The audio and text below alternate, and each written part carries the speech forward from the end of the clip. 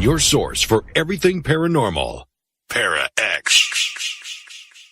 The views expressed and the opinions given by the individual host and their guests do not necessarily reflect those of Para X, its affiliates, or its sponsors.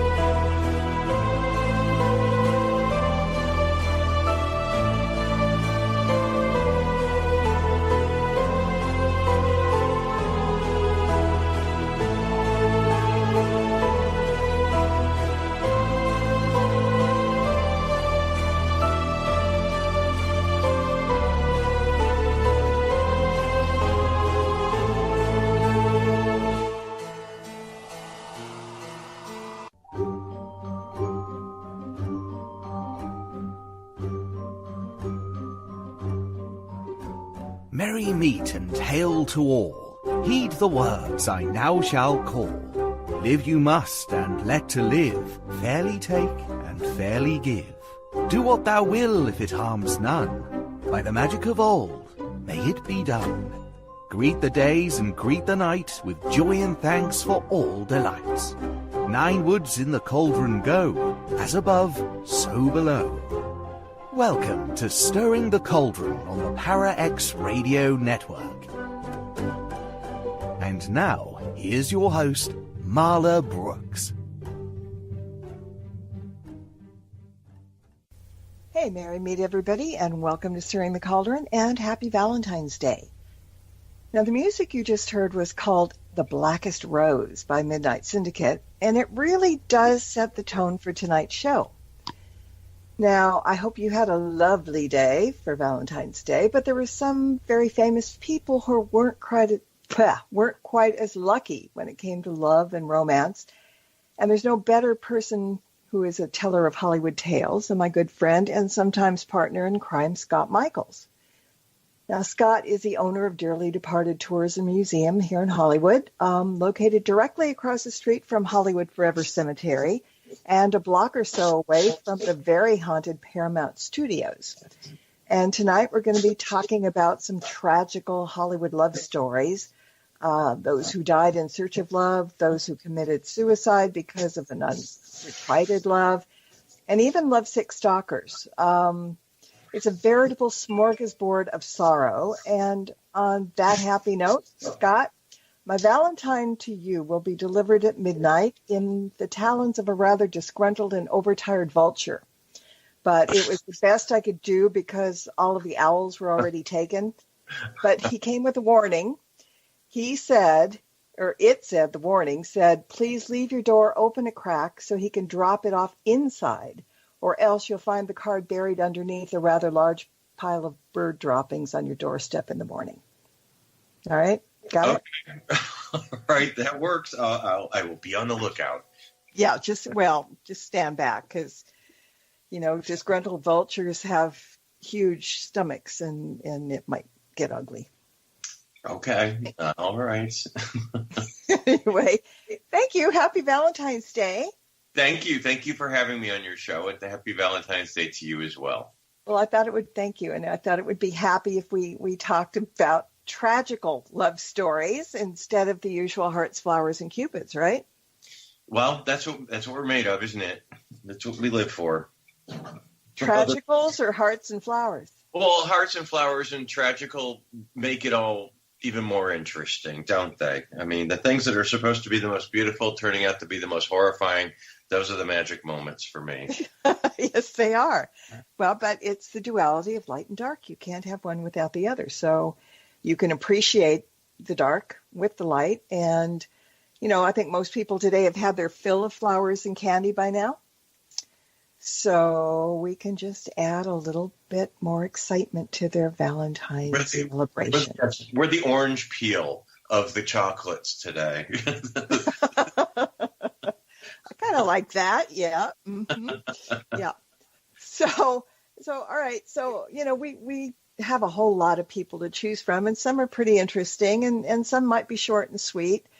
But, because everybody knows you as the Manson guy, too, I think one of the most tragic Hollywood love stories would be Sharon Tate and Roman Polanski, don't you think? It's certainly, there's so much more to it than just those two, but it's certainly, it put an end to the decade of love. The 1969 was the end of the 60s, and it was sort of, the murders of Sharon Tate and the others, they didn't end the 60s, but they sort of ended everyone's comfort level. So there was I would say the decade of love kind of finished on that August night. And yeah, it's certainly a love story to a degree. And, Roman and Sharon, there was a complicated relationship there, but I have no doubt Sharon was absolutely adored Roman Polanski, adored him. Okay, yeah, I was going to ask, was that like the match made in heaven kind of love story? I think that Sharon, there's a psychology in people that make them attracted to particulars. I mean, she was with a guy named Jay Sebring, the hairstylist, and Jay couldn't be a nicer guy, just a really nice, good-looking guy who treated her like gold.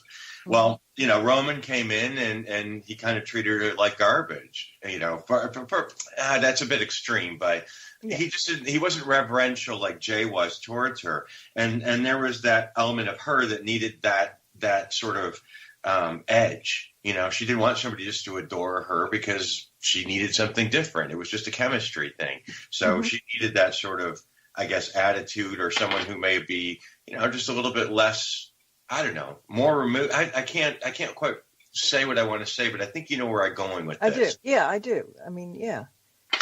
She wanted somebody more realistic, somebody more down to earth maybe than somebody that would worship her. Yeah, I mean, it's sort of that old, when you're in high school, I love you, I love you, I love you, and then you say you love you back, and then they take off. It's just sort of just an edge that you need in your life. You do what you need, and there's a chemistry that you need. Maybe you do what you learn. I don't know, because so maybe you learn by example. Your feelings work by example. But I just say she didn't want somebody in her life that absolutely thought she was the bee's knees. And I think Roman had an aloofness to him that attracted her. Yeah. And the tragedy, too, about this love story was the baby that wasn't born. Yeah. That must have absolutely wiped him out completely. I can't, to have his home and his wife and his child and his friends all go at once. Yeah, that had to have been, the child, Sharon, no, there's just no, it's interesting to think about Polanski. Polanski, they always say that, you can define evil two ways, or the two things that are often used to describe evil. One is Adolf Hitler, The other one is Charles Manson. And Polanski's family died in the death camps as a direct result of Hitler. And Manson, as a direct result of Manson, his wife and unborn child were killed. So there's a really bizarre karma going on with him. Yeah, I mean, it's a wonder he remained sane if he was to begin with completely. That would send anybody off. I mean, it was just really crazy. So that was a terrible, terrible, tragical love story. And, there are others with like intrigue. Let's jump to Natalie Wood and Robert Wagner, because that, I don't know about, the great love between them, but I do know that there were some sticky wicket things going on the night she died, right? Yeah. I mean, what's interesting about her is that she's still on the front page of tabloids, and she's been dead, 30 years, I think, 40 years, 30 years. Yeah. And so, people are obsessed with her. I think there must have been a love story, because they were married twice, and she and Wagner probably had it was certainly an alcohol-fueled relationship. There was certainly plenty of that. And so no one was thinking clearly on that night of her death. And a lot of people think he murdered her. I personally don't subscribe to that. I think that if Robert Wagner was guilty of anything, it would have been sort of, oh, shut up already. She's gone off on her dinghy and took off, and, maybe he ignored her yelling or something like that. But I don't think he's actually guilty of pushing anybody or anything malicious. But I think, if anything, it was by his negligence or, it was not thinking clearly because he was drunk. Because I think he was a real handful, to be honest with you. And I'm not saying the others weren't. Right. But I think that she could. Drama and Natalie went hand in hand, I think. Well, kind of like child star grows up, and child stars usually classically are kind of bratty and difficult and whatever.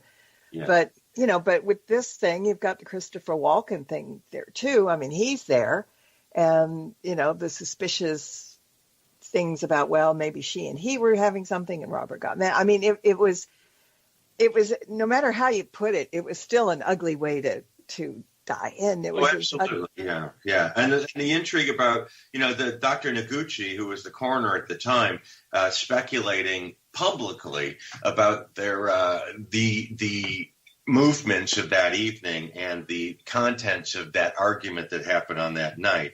And Robert Wagner, I think there may have been legal proceedings.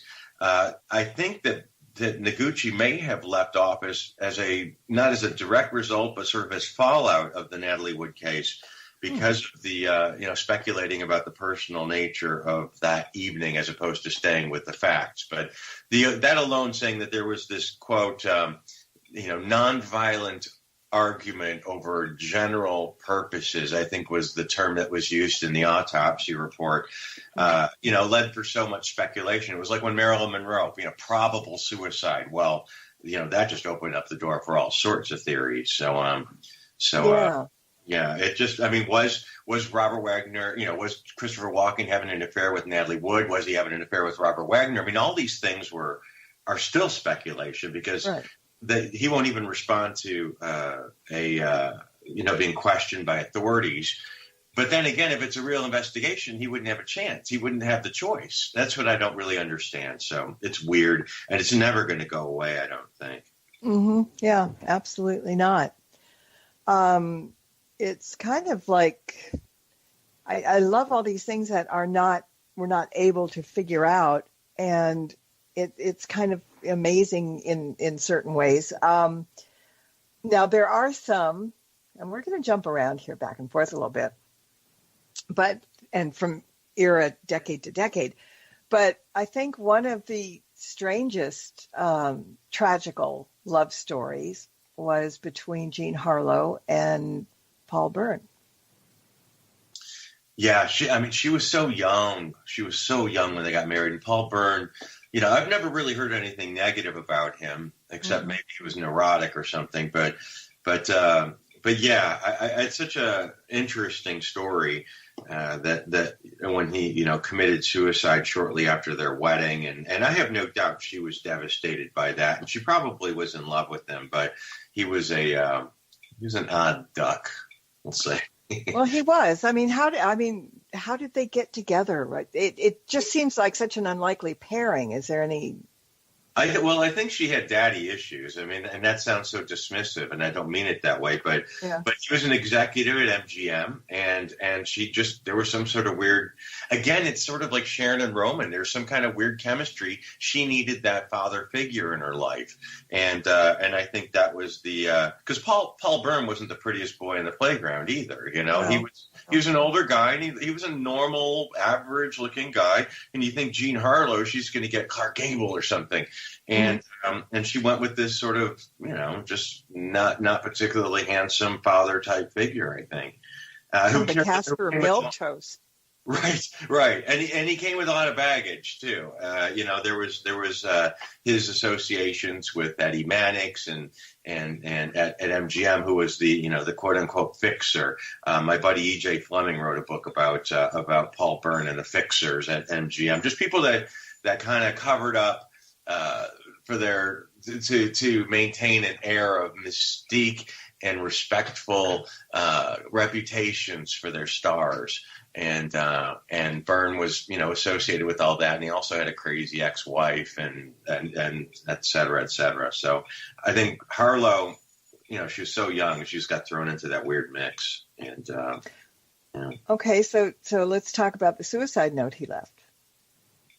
Well, it's something like, I think it was, do you have it in front of you? No. Okay. Something No. Like, my dearest darling, something. The only thing I remember is something about, last night was a joke or yes, something, a comedy. Last night was a comedy or something like that. And yeah, that leads for speculation too. And some people think he had a funny looking, wiener and a little one, or I don't know. There's also that kind of speculation with him, and none of the people directly involved are around to answer questions. But I think that, again, my friend E.J. Fleming, who wrote the book about the fixers, I think he pretty much summed it up that it was possibly a murder, and possibly a woman by the name of Dorothy Millette, who used to be involved with Paul Byrne. But poor Harlow thrown into the mix. Yeah, well, I had never heard about it being a murder. I'd only heard about it being a suicide, that, he felt inadequate or whatever. But then I haven't read, EJ's book, so I kind of missed out on that part of it. But, yeah, I mean... It just, Harlow was taken advantage of by a lot of people, and she loved that father figure, and I don't know, he fit the bill. But there was some, I know she never went back to that house again, understandably so. And I know that she was devastated I didn't know the woman, I wasn't there at the time, but I feel that she was appropriately, mourning for her husband. But his situation and his entanglements and associations were really not above board. Mm-hmm. Well, and then while we're talking about she never went back to the house, I think this might be a good time to mention that Sharon Tate was at the house, lived at the house with Jay Sebring, right? Well, yeah, she spent many nights there for sure. And something happened at that house in the middle of the night, yes, with her. That's the story. Well, tell the story. You tell it better than I do. Well, it's it's sort of weird, like repeating it now, because I know that I know that I'm positive it's not true. Unfortunately, it's such a good story, but it is. Yeah, exactly. It's since came out that it was written, after the murder, so there's no way anyone could possibly know.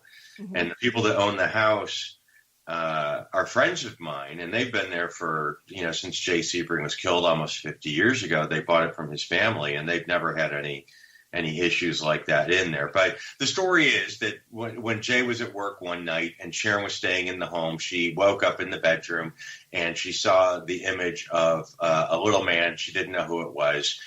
Later, I guess, photograph, she identified him as Paul Byrne, who killed himself in that very bedroom, or actually in like the walk-in closet of that bedroom. So she saw him like walking across the bedroom several times, as if he was like putting things in a dresser or something that wasn't there. What is that term for that residue? That kind of haunting.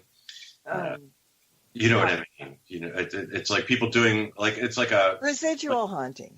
Yeah, it's just like a tape going over and over again. Yeah, it's a residual haunt. Yeah. That's what it seemed like. So she got nervous, of course, and she went downstairs to make herself a drink. And as she was heading down the stairs, there was a figure attached to the stairs of a woman, sort of tied to the stairs, hanging or dangling or whatever you want to say from the banister with her throat cut. That's the image that Sharon supposedly saw, and I believe that was written in one of the tabloids well after the murders occurred.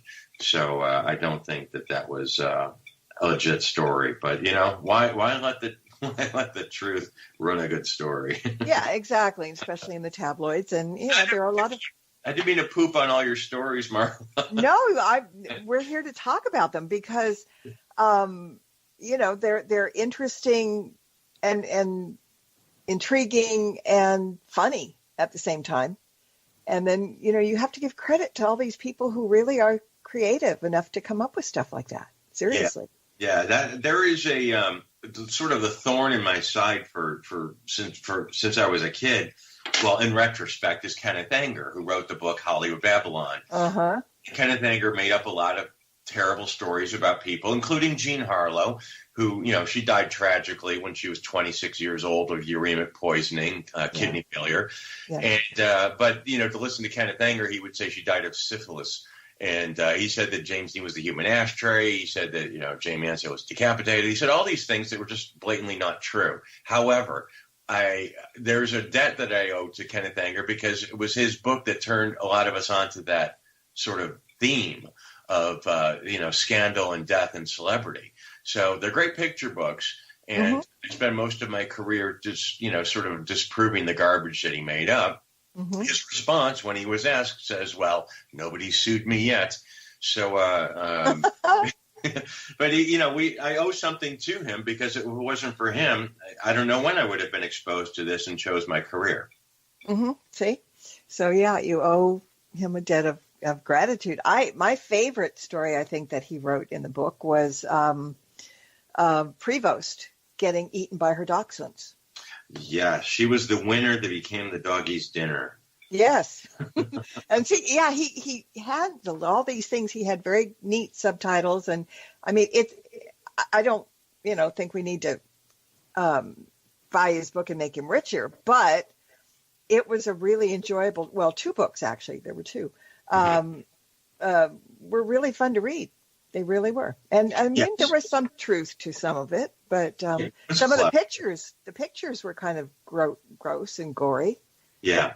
And some of them, like, for instance, the pictures that he used of Peg Entwistle that jumped off the Hollywood sign. Yeah. There's a naked picture of her or a picture with her top off or something. It's just not even her. So there are some really just blatant, just come on, that was really, really bad news. And also there was an element of truth to Marie Prevost because there are photographs of her laying there and there's speculation if that's even her, but I believe that there were marks on her legs from her dog trying to wake her up. Yeah. So it wasn't consumed by her dog like Anger would have portrayed. But yeah, it was it's a great story. And that's the reason we know her. When has anyone said Marie Prevost's name out loud? Only when referring to the way she died, And how scary is that? I mean, there's a lot of people that don't know these people except by the way they died. Yeah. Okay, well, I'm going to jump to a suicide because maybe this was something I read. As it were. In Kevin Anger's book, I might have read this there, but Lupe Velez. Yeah. Now, she committed suicide out of love. I mean, that fits the category tonight. I mean, Yeah. but the circumstances of her suicide may not be what I read. So why don't you tell me what you know? Oh, well, the Kenneth Anger version or the true version? No, well, your version, because maybe that's, yeah. Well, the true version is that she was in love with a man named Harold Marish. Harold Marish, an actor, was married, refused to divorce his wife. Lupe was pregnant with this child. She was she was religious. She was Catholic. She believed in the Bible and she believed in the commandments, and she would not terminate her pregnancy per his request. And I think that he left her or dumped her. Mm-hmm. So she wrote out a suicide note, something, oh geez. It was, if you give me 1 second, I could pull this thing up. It was a really lengthy suicide note that stated, oh geez, give me a second. No, you look up and I'll say the version that I heard. Mm-hmm. I mean, what you said so far was written that way, but it was the manner in which she was found. They said that she took a whole lot of barbiturates and all kinds of drugs, and they found her dead with her head inside the toilet. Right, drowning in the toilet. She hit her head on she tripped, slid in her own vomit, knocked her head on the toilet and drowned. That is the story that Kenneth Anger put out there, and it's just not true. May God forgive me and you too, but I prefer to take my life away as well as our babies before I bring him up in shame. Something to that effect is what he said. What she wrote to him, and she lit all kinds of candles all around the room. She put on her nice dress and committed to. I mean, there are photographs out there. You could see her. She's just laying on the floor. She's nicely dressed. There's no puke, and she just died that way. But Kenneth Anger's story has become why she's known now. Lupe Velez, the chick who drowned in the toilet. Unfortunately for her, that's how she's known. But it's just not true. Yeah, see, I mean, and that's the sad part. And we might mention, because a lot of people don't know who the heck she is. We're going back into the 20s. Very famous actress. She had an affair with, what's his name? Gary Cooper, I believe. And Johnny Weissmuller. I think she was married to him, wasn't she? I think so. Yeah. I think you're right. So, yeah, I mean, date-wise, people don't know, but, they might hear the name and think, well, I don't know who she was, but, because it was so long ago. But I would hate to be remembered for something like that, But, they say those on the other side don't give a darn anymore. What happened here when they were alive is immaterial, but still to be, that remembered that way. All right. So we have a couple of others that are remembered that way. But don't you think, though, Marla, that if somebody is unjustly portrayed, that they may feel like they have a justification to sort of right a wrong of some sort? Considering that unfinished business. And come back and right the wrong, you mean? Or try to, not rest peacefully until that nonsense is finally put to rest and the real story's out there, instead of her having that embarrassing sort of albatross, of a story to I don't know. I don't think I could rest peacefully. I'd like to think I could, but do you know what I mean? I feel like there's unfinished business, and I fear for Kenneth Anger's soul when he leaves Earth, because there's a lot of angry people on the other side that he's going to have to answer to. Well, that's true. But just so you know, also, this is interesting to note, and I forgot to mention this to you before. On her actual coroner's report, it has her cause of death, love affair. Really? Nature of accident, second-all poisoning. Probable cause of accident, love affair. That's what it says in the documents. Wow. Is that interesting? That is amazing, because I've never heard of anything that wasn't medical on a death report. Damn. Right category for today. She was a former, her name was Weissmuller. Okay. Yeah. All right, okay, I'm getting off track just slightly, but when you say Johnny Weissmuller, I was watching, I've got I've got Prime, Amazon Prime streaming, and I was watching a whole bunch of old Groucho Marx shows. You Bet Your Lives. It was like the best of Groucho. I like the Marx Brothers. Mm-hmm. And Johnny Weissmuller was a guest. And this was several years after Tarzan, obviously, because this was in the 50s and all that. And I was really surprised. I'm going to really try to be nice here. I was really surprised at how he acted. I don't know that I expect that he wasn't a scholar. See, I'm really having trouble choosing my words because I don't usually do this. But he just didn't seem to be all there. That's kind of the best way I can put it. He all right, who he kind of reminded me of, and God, I'm sorry if I'm saying this badly, but the character of Jethro Bodine on the Beverly Hillbillies. Huh. That's how he came off. Now, maybe he'd had a couple of drinks before he went on there. Maybe, whatever. But I was absolutely surprised because for some reason I thought he would be kind of very direct and very businesslike sort of guy, and he wasn't. And so, when you just mentioned it now with Lupe Valdez, I just got that picture of him on that Groucho show, and I'll have to look that up. It sounds really interesting. I can't imagine. I mean, back then, sitting in the green room, they were probably all pounding cocktails, but most of the time, people could carry it off. Obviously, because most of the 50s and 60s and were all they basically had bottles on the set. You just step aside and take a swig. So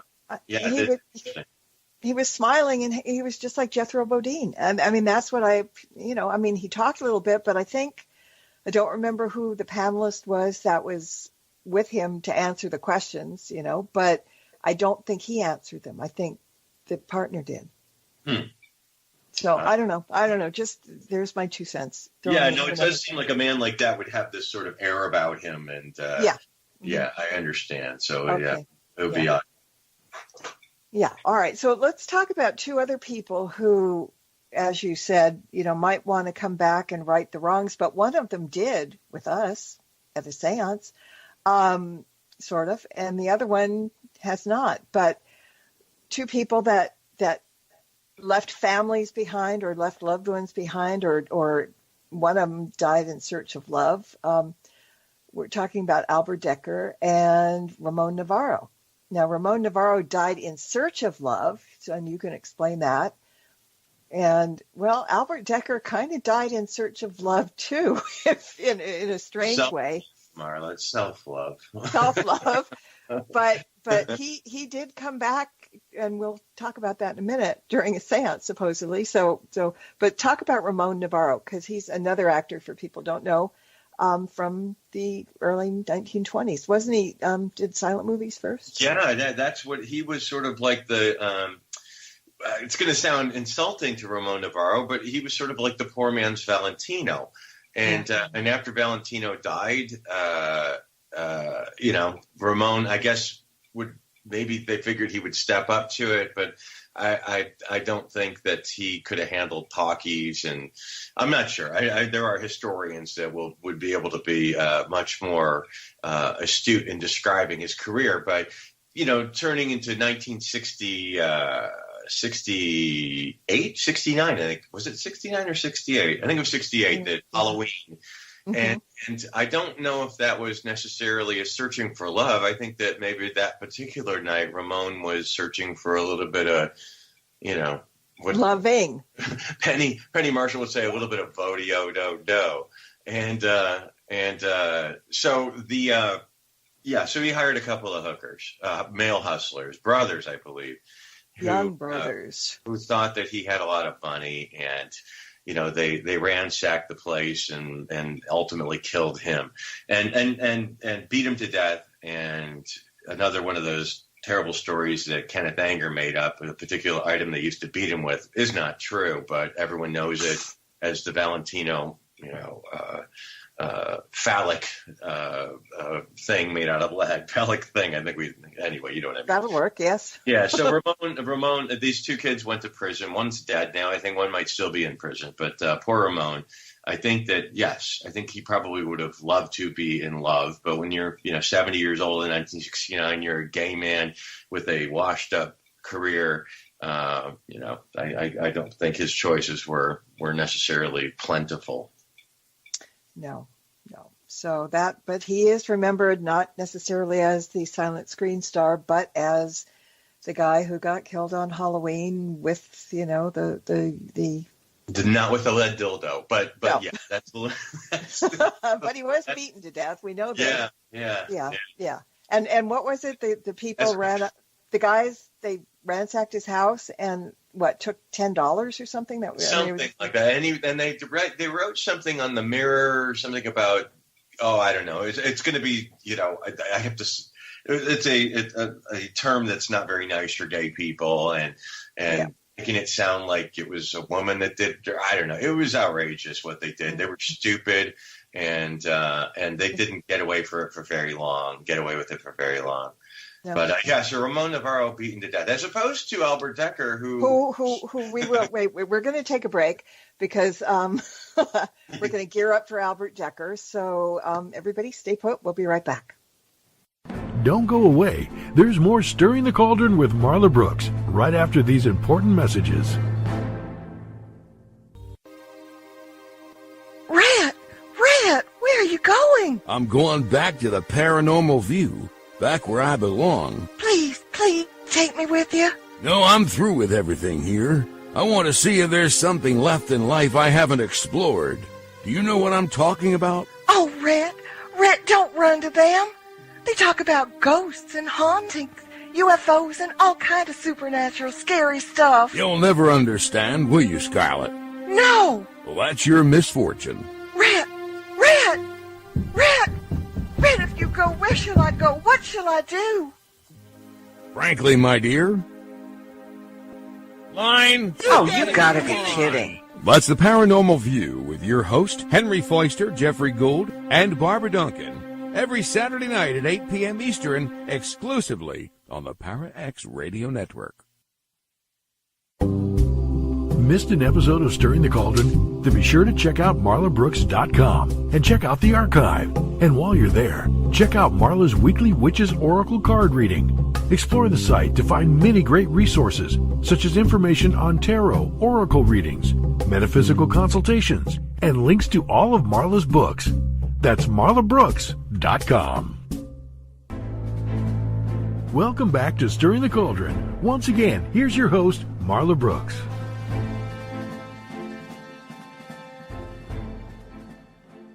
All right, now, welcome back, everybody. We're doing our Tragical Valentine's Day special with Scott Michaels.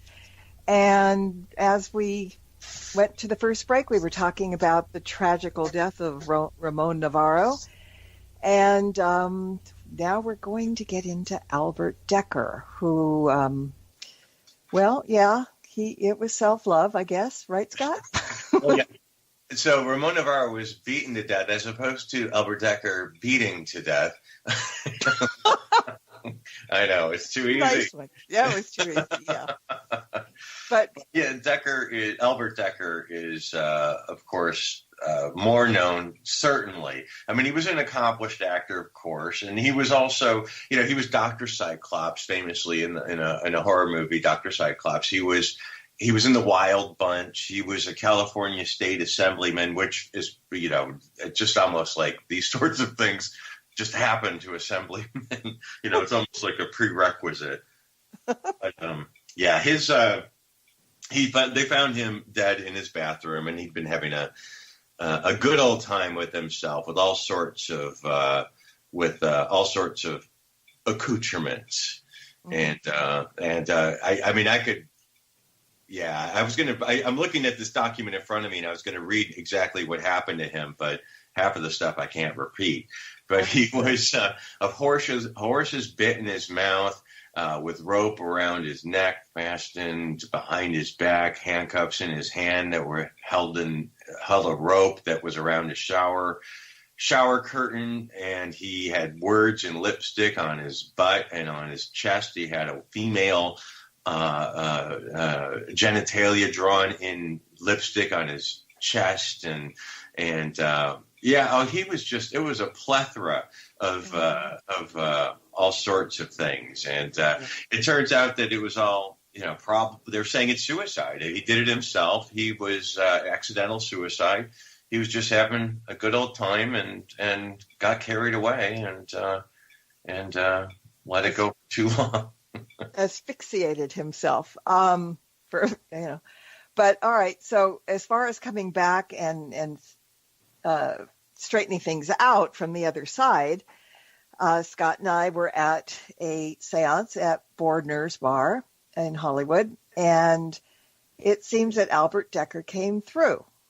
And he actually, and correct me if I'm wrong, Scott, apologized to his family for putting them through years and years of ridicule for the way he died.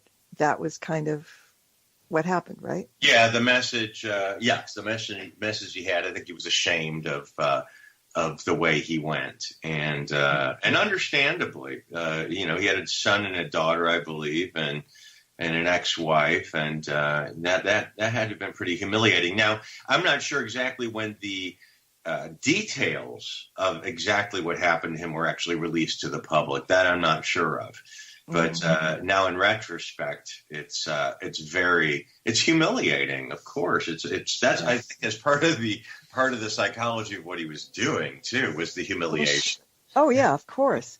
Yeah, but I think we were both kind of surprised when that information came through, because I wasn't expecting somebody to come through apologizing for that, and the way it came out was like a heartfelt apology, sort of. I mean, you kind of felt sorry.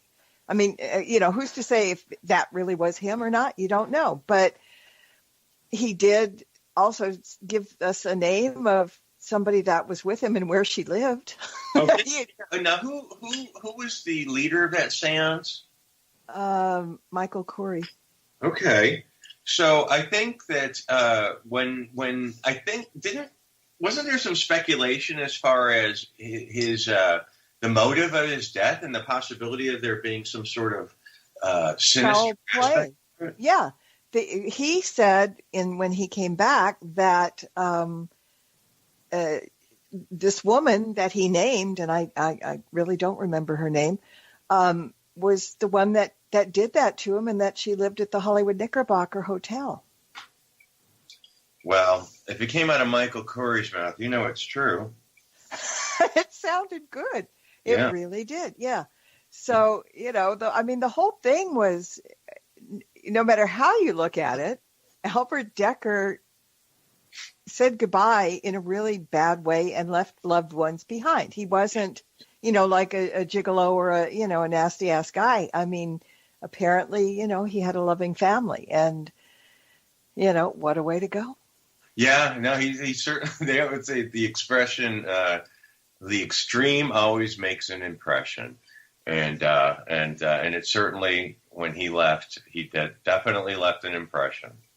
Yeah, it would be interesting, though, to find out when all those details did come out, how much after he had passed. It could have been 30 years after it passed, so the family really wasn't suffering for 30 years about this. Maybe. The first I read about it was actually the details were in Lori Jacobson's book, which is Heartbreak, I think it was. Yeah, fairly new compared to. Well, yeah, I think it was 80s, but still, considering he died in the 60s.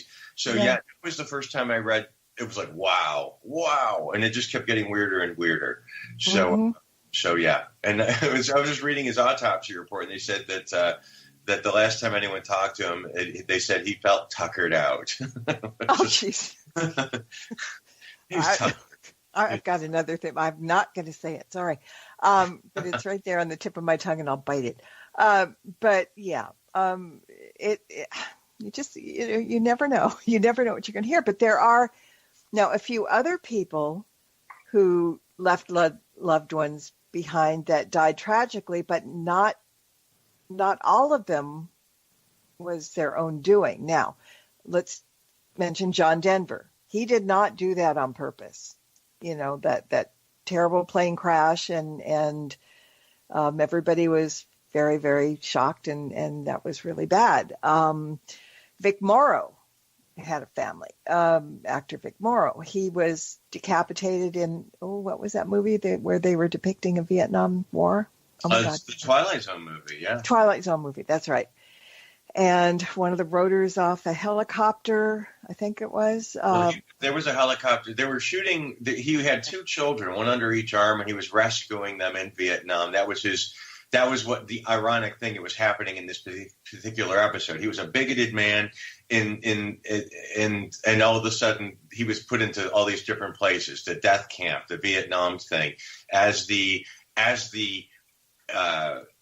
focal point of his hatred as a bigot. He was put into those situations as being the victims of his hate, or the focal point of his hate. So he was made into a Vietnamese man being chased by Americans. And in this particular scene, he was carrying 2 children through a swamp area, and the American helicopter had their lights on him. And the helicopter got too close to some wire, I believe, and was sent plunging into this swampland and severing Vic Morrow's head and one of the children. It killed both children as well. And that was a rather sudden end to Vic Morrow. And his daughter, who's his daughter? His daughter's like Jennifer Jason Leigh or something. It's a sudden death. I'm sure no one felt any pain, but there was a lot of fallout from that because the child actors were overworked, because the set was running too late, and the safety issues, etc. That changed a lot of things. That particular case, horrible. Yeah, it was a big brouhaha for sure. So John Denver, that was an accident too. The plane crashed, and so did he. In his case, this particular plane that he put it together literally. It was a kit, and it had two fuel tanks on it, and he died swapping fuel tanks. He was trying, one was empty. He was trying to swap from one to the other, which is, I guess, a normal procedure, and he didn't do it fast enough, and it took a plunge. I don't remember if it conked out or if he just was distracted and lost his bearings and went into the ocean, but ultimately into the ocean he went, and I think they found about 70% of him and just pieces of his plane. And you have a piece of his plane. I do. When my friend was up in Monterey when that happened, and when they were doing the search and rescue, at that point they hadn't found any of him yet. But as she was on shore watching, these pieces of fiberglass plane were sort of just washing up on the shore. So she donated one to us, and it's in our little Tragical artifact museum. That was very kind of her. And we'll talk about your Tragical artifact museum a little later. There's lots of good stuff there. And then I'm not taking it lightly. There's some very serious stuff there, but there's also some kind of funny stuff too. Okay, so there were 2 other celebrities who left loved ones behind, family men, not necessarily by their own doing, but inadvertently by their own doing, I think. We're talking about Jack Cassidy, who was an actor married to Shirley Jones at one time, David Cassidy's father, Partridge Family. And you can tell that story. I like the way you do. So it was December, I believe, December of 1976, and Jack Cassidy was divorced from Shirley Jones. He is David Cassidy's father. I don't believe, was he Sean Cassidy's father? Yeah, Sean and David, and Patrick, and Patrick Cassidy as well. And he was at a Christmas party with Nanette Febvre, and my guess is he was pretty tanked, and he got home to his apartment over on Kings Road in West Hollywood. And the story is, he made himself a cocktail and sat down on the sofa, lit a cigarette, and passed out. And the cigarette rolled into the sofa, and within minutes, the entire building was on fire. And it took a while for them to identify Jack's body because he had lent his car to a buddy who went to Palm Springs. They assumed since the car was gone that Jack may be gone, but it was a ring that he was wearing that caused that gave the identification, and ultimately dental records confirmed that it was Jack Cassidy. It's interesting to note, I had on my tour not that long ago Bruce Valanche, the writer. Uh-huh. And he's a hoot. I mean, this guy he is hilarious. He wrote for the Academy Awards. He wrote on a ton of movies. Mm-hmm. When I do Mae West's house, there's 3 clips that I play from a movie called Sextet.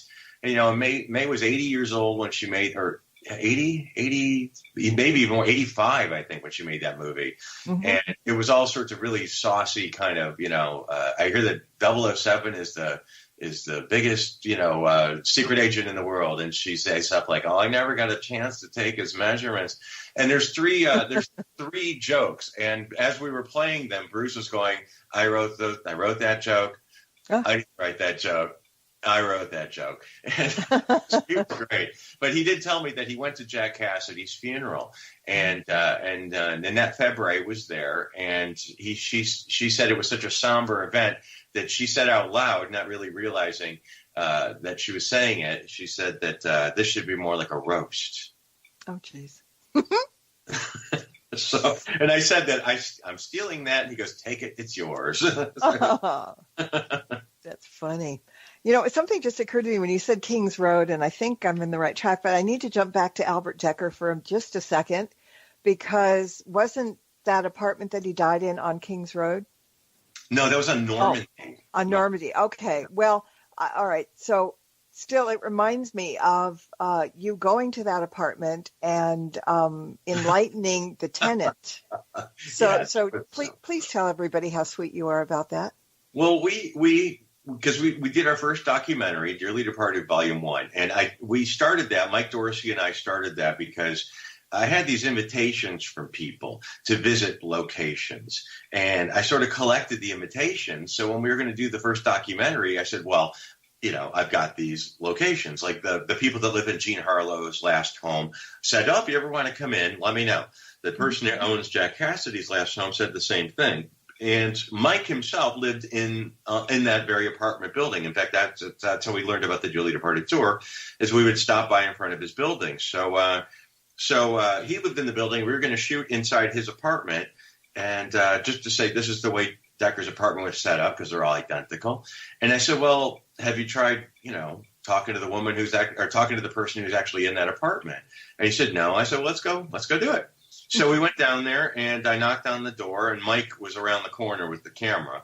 And I just said, we're doing a documentary about a man who used to live in this apartment, and we wanted to know if we could get into your apartment. Just film for a minute. And she said, well, it's a little bit of a mess. I said, well, we'll give you $50. And she was like, okay. So I said, come back in about 10 minutes, and I'll clean up a little bit. So we did, and we went back in with the camera. And I took her into her bathroom and proceeded to tell her the story of what Albert Decker did in her very bathtub.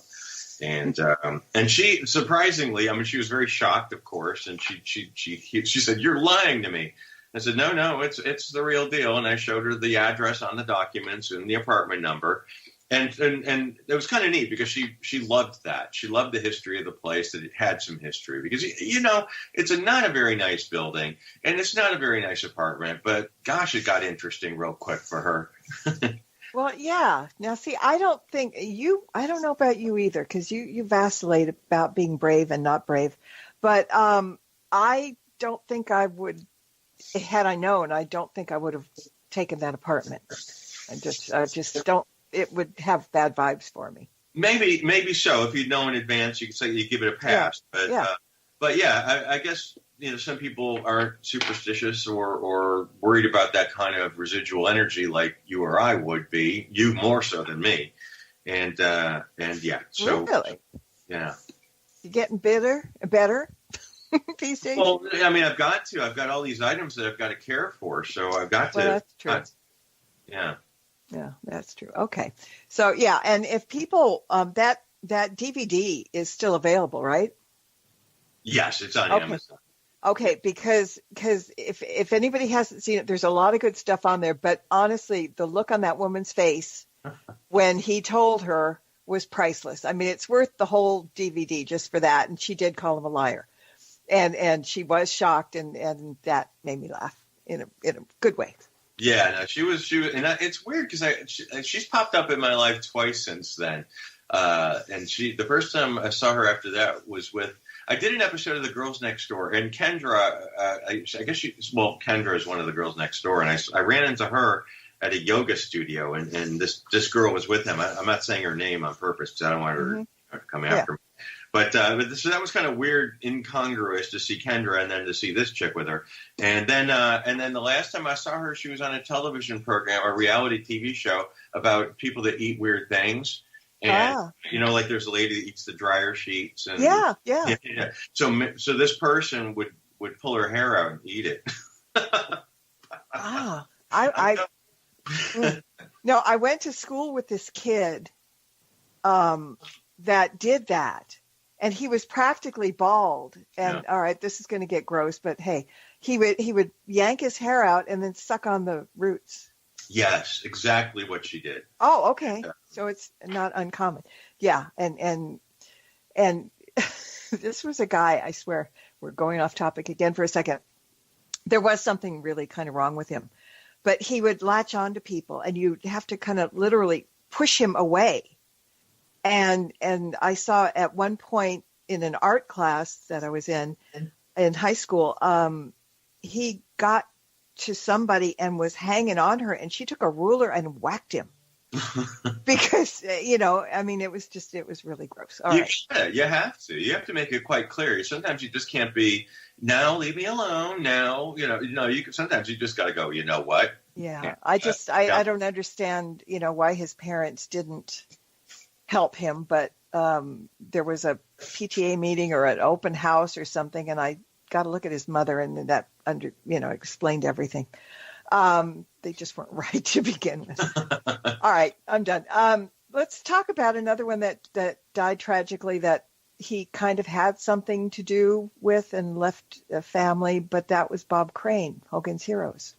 Yeah, Bob Crane was, he was at the forefront. He was, his co-star on Hogan's Heroes was Richard Dawson, Dickie Dawson. Yes. Yep. And he was an electronics nerd, and Dawson had the very first videotape recorder that was ever, sort of available for consumer use. Mm-hmm. And Bob Crane became sort of obsessed with that and bought one. And then he became obsessed. I think he had a condition that he was a sex addict, and he would lure women back. And I can't say that he was a lech, but I don't think he ever forced anybody, He was up for it, and they were up for it, and he brought people home. And whether it was something that was agreed upon by both parties, I don't know. But he would videotape himself having sex with these women, and so I guess had just dozens, if not hundreds, of these video cassettes. And he had his buddy in crime or in adventure was a guy named Carpenter. And one morning, Bob Crane was found bludgeoned to death in bed by a camera tripod. And it was Carpenter, I guess they could never find enough evidence on him to prosecute him until well after, a good 15 years after the murder. Because I think it was about 1994 or 95 that he was finally put on trial for Crane's murder, because I guess there was physical evidence in his car that blood or whatever it was. And most everyone thought it was Carpenter to begin with, for whatever the motivations be. Some people think maybe he had feelings for Bob, or some people think that Bob burned him somehow. Either way, he was ultimately put on trial for the murder of Bob Crane. I think it was 1995, and acquitted. But he died like a year later of an illness. I don't know what it was, but most everyone agrees or thinks that it's like O.J. Simpson. You know what I mean? There's not a lot of mystery there for a lot of people, and I think most people agree that Carpenter probably had a lot to do with his death. Mm-hmm. Yeah, and so that And that was very sensationalized when it came out too. I mean, again, it was a shock because Bob Crane was Hogan. You know, you didn't see things written about him in the paper. You didn't, you know, he didn't seem to be a mean guy, whatever. So people were absolutely, totally shocked with that. Yeah, and they did the movie. Greg Kinnear was the star of it. Yeah. And that was a fun movie. And what's interesting to note is that, you know, Bob Crane, there's a Bob Crane Jr. and his who wrote an interesting book about his father naming, I believe, a killer. And but Bob's second wife, who was on Hogan's Heroes, yep. You know, Bob was buried in that cemetery out in Chatsworth.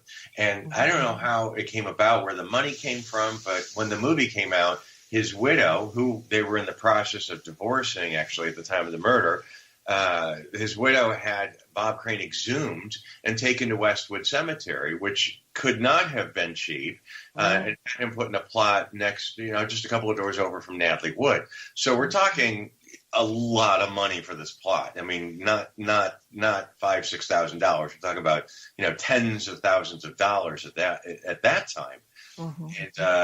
And she put her own picture on it, as well as his saying, you know, the greatest love story ever, and et cetera, et cetera. But that's just not true.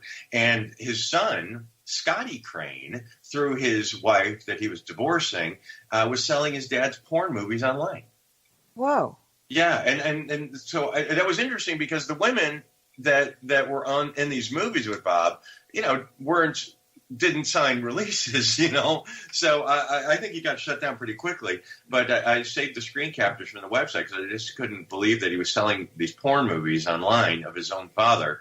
I don't know, whatever. You know, Hollywood is gross sometimes, and even gross for me. And I can deal with a lot of dark stuff, but that is just like bottom feeding grossness, and that makes me sad. Yeah, it actually is pretty creepy, and I don't know, but yeah, Hollywood is so diverse. I mean, it goes from the sublime to the ridiculous. You know, from the sweet to the horrific. And I think maybe that's why people like Hollywood. But look at all the stories that come out of there. And you know what? People in other towns and cities and states, they probably have an equal amount of things like this going on, but you just don't hear about them because they're not sensationalized as much. Yeah, no, I agree. When people say, well, Hollywood, oh my God, you know, everything horrible happens here. It's like, well, no, our horrible things just happen to have big names, but every city's got these stories. Yeah, you're right. Yeah. Which why we started the not that long parlaying into or segueing into a plug for the company, but we started a couple of about 6-8 months ago. We started the Horrific Homicide Tour, and like most cities, have a ghost tour to talk about some of the more horrifying murders in their hometowns. And ours is that it's real people, or I should say, people that aren't famous, and their stories in Hollywood, because there's a lot of fascinating stories of people that are just not famous that get overlooked because of the gamut of famous deaths. So we focus on crazy stories, vampires and beheadings, and I do mean that plural. Like there's 3 beheadings on the tour, and firebombing and drowning, and all these things happen within a mile or 2 of our shop. It's fascinating. Boy, I used to live a mile or 2 near your shop. Nothing in my neighborhood. We never know what's buried in the backyard. When I moved. Actually, you know what I left behind when I moved out of the house? And it probably freaked out the new tenant. I had a witch's bottle buried in the front yard. Oh, really? Oh, yes, yeah. They had to have dug it up, right? They had to have dug it up. But that was for my protection, and I'm sure they had no clue about what that was. And if the workers are very superstitious, they probably ran for the hills. And then in the backyard, there was that wrought iron gate with a big pentacle in it. So, you know, whoever had the house probably, you know. Well, I just hope they didn't open it. Well, it was wine. So it was safe. I mean, but it was dangerous with all the sharps in it and stuff. But yeah. So, Hollywood people are, all you hear about is the famousness and this and that. But honestly, people say to me, well, you were born there, you lived there all your life, and, it must be really strange. It must be really neat. No, it's just like everywhere else. The traffic sucks. Long lines in the grocery store, and I mean, it's no different than any other city. If you're, in that sense, but on the other sense, you used to see Mr. Ed being taken to work every day. I mean, I did, yes. It's not normal. Okay, and George Burns driving into the studio. Yeah, I know. And whoever produced the show, the movie Airplane, I got late for work one day because they were loading the back end of the plane. And, Las Palmas is a very narrow street, still is. And the entrance to the studio there was right there. And I had to wait like 20 minutes until they maneuvered the back of that plane to do the shoot for the day. That's hilarious. Yeah. I didn't know they shot Airplane at that studio. Yeah, they must have, because I think I asked later or something, but yeah, the Airplane was there, and I was late for work, and only in Hollywood could you make that excuse for being late for work and it be true. Yeah. I'm sorry, the space shuttle got in my way. Exactly. So it's just kind of neat, but Hollywood is Hollywood. It's not like any place else. I mean, the outskirts, the suburbs and stuff are nicer as far as traffic and things. Streets are wider, and less lines in the store and everything, but in Hollywood, you never know who you're going to run into. I mean, we saw even our we have to put up with a lot to live here. Like you say, the traffic and the crowds and the people not being necessarily so nice to each other. But then one day, walking by is, I don't know, the guy who played Doctor Who or something. And you're like, okay, now this is why we live here, because of such bizarre, the fact that when, walking to work one day and Quentin Tarantino had taken Hollywood Boulevard and made it back to 1969. And you're just like, okay, this could not happen anywhere else. I mean, you're actually literally traveling back in time, walking down the street. Nowhere else in the world can you do this. Mm-hmm. Yeah. You go to the supermarket. I saw, Kiefer Sutherland at Pavilions on Vine Street. Yeah. Just shopping. My friend Donna was at Whole Foods, and she said Joanne Worley reached over to grab some blueberries. It's like, I want that to happen to me so bad. That was a chicken joke, huh? But yeah, no, I mean, that is the neat part. I mean, okay, now there was one, we're going off again, but we're still talking about Valentine's lovely things in a minute. Remember Jesse White, that cigar smoking the Maytag man. Yeah. The Maytag man. Okay. He apparently wasn't a very nice man. I mean, people always expect people to be the way you see them on TV and movies, and they're not always. I was driving down Melrose, and there was a car in front of me that was going very, very slow. And all of a sudden, this car started honking very, very loud, very angry, like road rage anger. And I turned around, and it was Jesse White, and he was flipping me off, and he was screaming and yelling. I mean, talk about road rage. And it wasn't my fault. It was a car in front of me. But, you just, how often you get the Maytag man, flipping you off. I mean, Yeah. That's great. We used to go, going trick-or-treating to celebrities' houses. You did that, didn't you? No, I didn't. It was a friend of mine went to go to, what's his name? The guy that played Ray Walston, the guy that was on my favorite Martian. He was like, you goddamn kids, leave me alone. And Jimmy Stewart used to give out those giant candy bars. And, it's just, these are things you couldn't do anywhere else. And I'm so glad that when I moved here originally that, we'd get away with stuff like that. We used to hop fences. I went to Lucy's backyard and Jimmy Stewart's backyard and Gene Kelly's backyard. It was just, I wanted to check it out. I know it's creepy as hell now. Everything is creepy as hell now, or something that's going to offend anybody now. But back then it was just innocent fun. I wanted to see Jimmy Stewart's house, and he probably, if he came out with get out of here. Maybe you'd been irritated or angry, but it wouldn't have been calling the police and them sending out the SWAT teams like it would be nowadays. There was an innocence to it, and being able to park in Beverly Hills and just kind of walk around at nighttime was kind of cool. And never again. Yeah, well, I was with you, and we went, we walked up to the Madsen house that time because it wasn't fenced in and gated.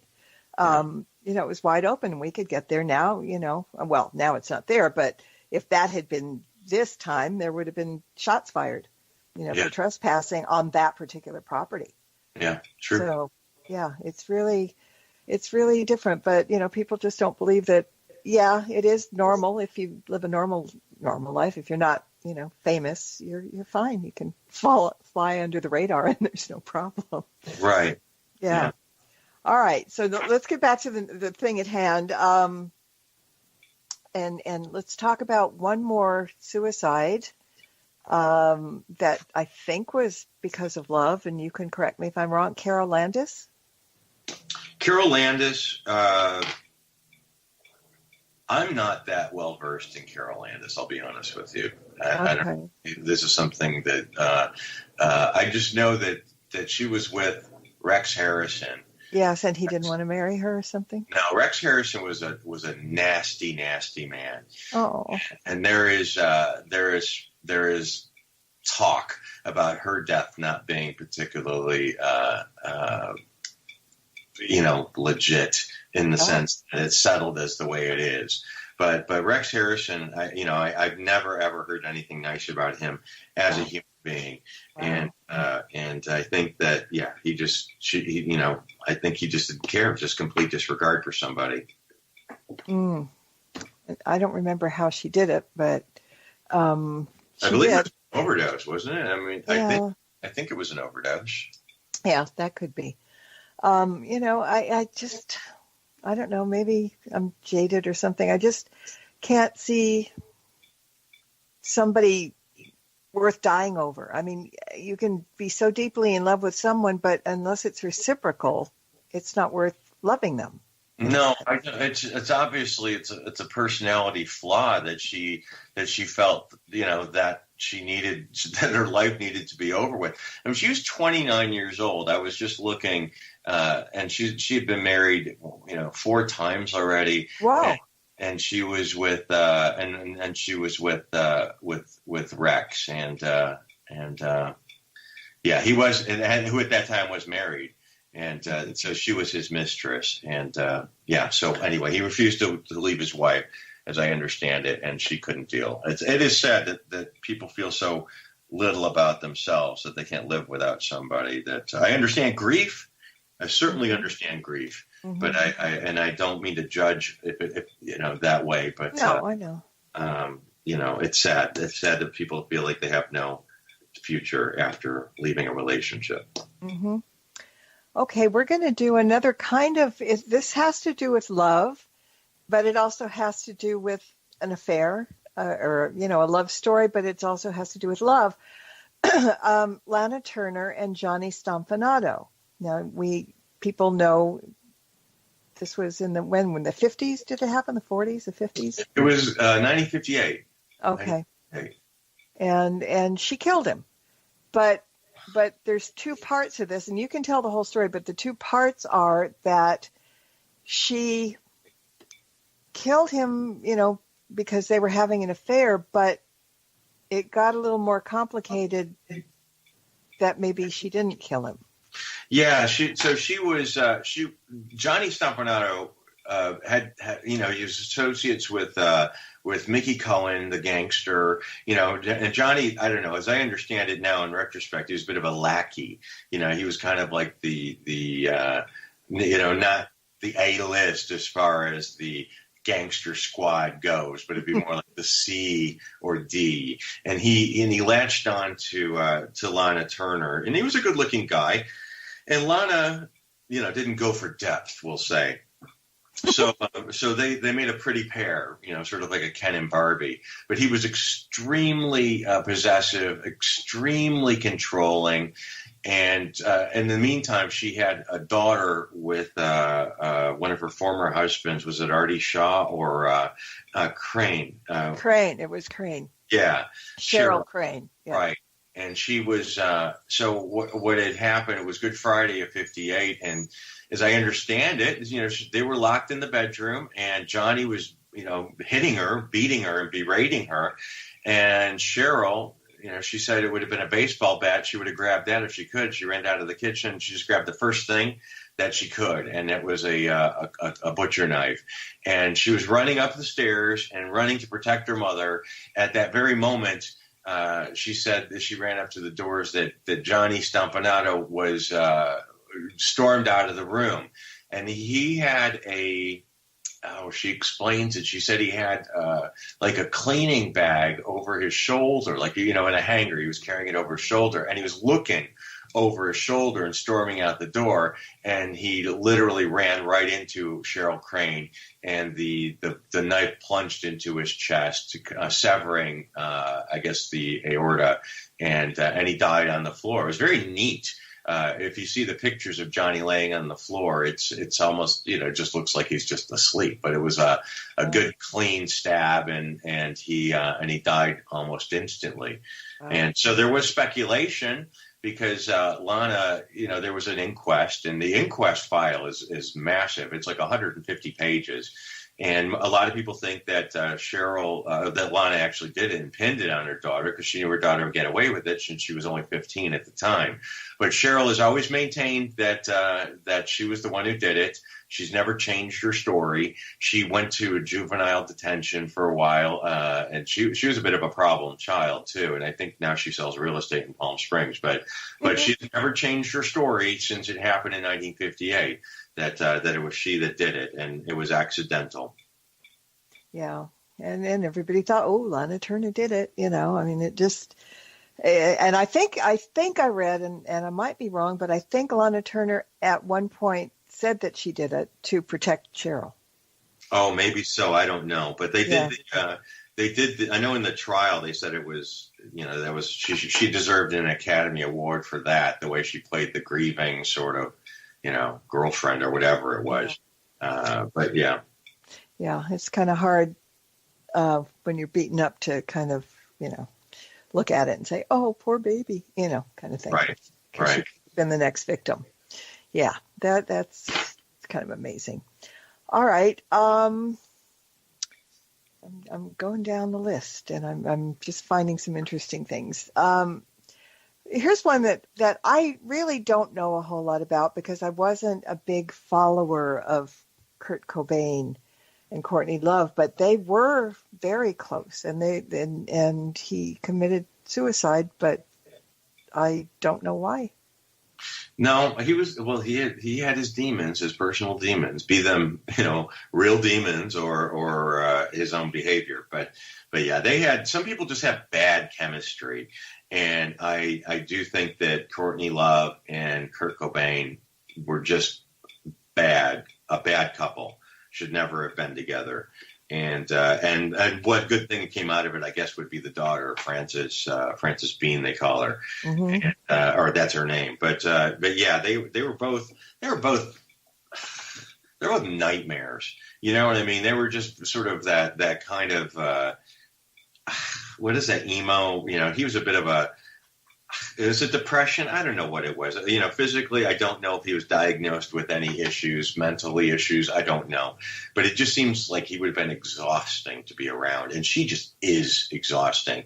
And he was a drug addict, and he put a shotgun in his mouth. But people do think that she did it. I mean, I see bumper stickers still today, and all it says is she did it. And everyone knows what they're talking about with Courtney and Kurt. So I think it was just a tragic love story because it even happened. Except for the birth of the baby, I think that it's really unfortunate that those two even got together. Mm-hmm.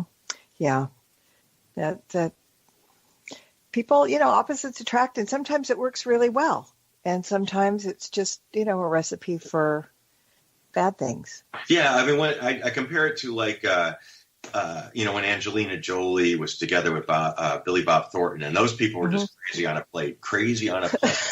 Yeah, wearing blood around their necks and stuff. Yeah, and then when she got together with Brad Pitt, it seemed at that point like they had a decent, sort of well balanced relationship. So some people just should not be together because it's just crazy, and other people, bring out a better part of them, I think. Mm-hmm. Yeah, and I guess I think it's not uncommon for us to find the crazies, and it's better luck to find the goodies, but sometimes it takes a long, long time. Oh, it does. I got so lucky. Around Troy. Yes, you did. Yes, you did. Yeah. He is the greatest person in the world. And that's a good thing to say on Valentine's Day. Ah. Yeah, see? So now you have to tell him that again and again and again. Yeah. But I know. You guys are perfect together. Seriously. All right. Well, let's talk about. You want to talk about my museum? Well, we will. We're going to talk a lot about your museum. I have a couple more tragic love stories to talk about, and then we're going to get into the museum. Phil Hartman. That's fairly new. Yeah, that's tragic. Gosh, boy. And then again, it was, some mental issues with his wife, Bryn, and it just, that's sad all around. She was, my ex was kind of famous, and and when I lived in England, we were together for 5 or 6 years or whatever it was. And it's very difficult to be with somebody that's famous. If you feel like you are being dismissed, it's going to be 20 times more difficult if you're with somebody that's famous. Now, Phil Hartman, they decided to create a family, and she decided that she would take time off from her own career because she wanted to be in show business too.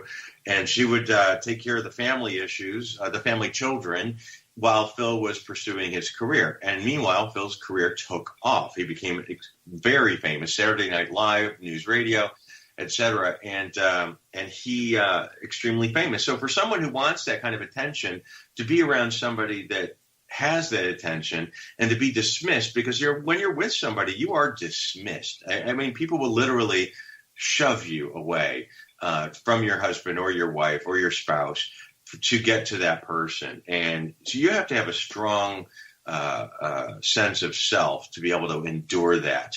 And it's very difficult to do. So, and she was on a prescription drug. I believe it was Zoloft. And I think she was just pushed to the edge. I think that she was, a bit of a handful for quite a long time. And I think that Phil may have been trying to distance himself from her, which made her freak even more. And the night it happened, she went to Buca di Beppo down the way and was pounding cocktails. And that mixed with the prescription drugs, I guess, caused the reaction. And she went home and killed him. And then she drove to a friend's house and said that I did it. And her friend didn't believe her. And then she produced the gun, and she and her friend went back to the house. And he saw the body of Phil Hartman, and he called the police, and the police came and took the kids away. And Bryn Hartman kind of holed up in the bedroom with Phil's body, and eventually did it to herself. So a really, really, that's a tragic, awful story. And, just down to, I don't know what, mental illness, insecurity. And I believe there was a lawsuit against the drug maker for that, but I don't know what transpired there, because there has to be an element of personal responsibility when it comes to these things. Yeah.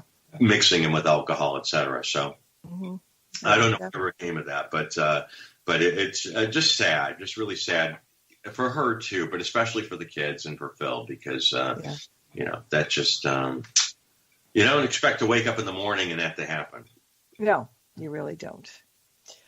All right. Now, one subject, the last subject that I'm going to cover is, my grammar is getting worse as this time goes on, lovesick stalker killings. Because there are two major ones that made a lot of headlines, Rebecca Schaefer and Dorothy Stratton. Yeah, there was, again, mental illness rampant. Paul Byrne, Dorothy's husband, was, again, really insecure, used to being the focal point. The sort of, the term Svengali is not one that I use very often, but he was sort of her Svengali. He took her, he nurtured her, took her from I think a Dairy Queen in Canada, sent her photographs to Hugh Hefner, who was like, who is this chick? And she was underage at the time. and flew her to Los Angeles. And Paul Byrne was living the life. You know, he discovered this Dorothy Stratton, and she became the playmate. You know, she became a playmate, and you know, I don't know, just it was egos. It was egos that Paul had going on, and Dorothy was just a sweet girl from Canada.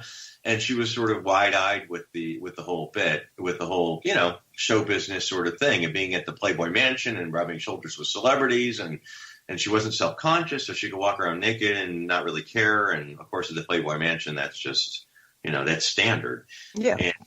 And so she was treated well, and she was paid well, and Paul Byrne was slowly being kind of elbowed out of the way because he was controlling too, and Hefner was trying to get him away from her. And get Byrne away from Dorothy, and Dorothy started, you know, having an affair with Peter Bogdanovich, and she wasn't taking his phone calls.